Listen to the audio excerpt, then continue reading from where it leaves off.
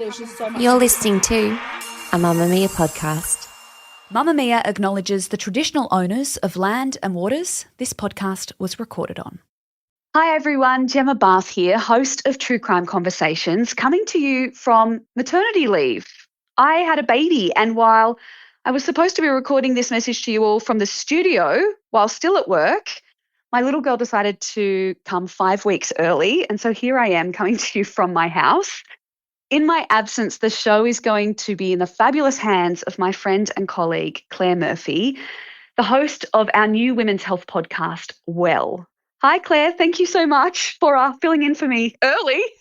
Gemma Bath, your child's arrival could not have come at a more inconvenient moment, but I'm very, very glad to be stepping into your shoes because we all know how much I bloody love True Crime Conversations, one of my favourite podcasts in the world. So thank you for letting me handle it while you're away.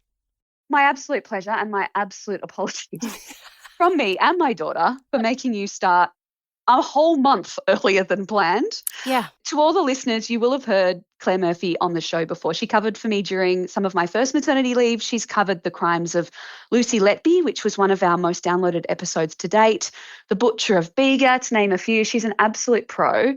And as she just told you all, she's a huge fan of crime and interviewing and all things TCC.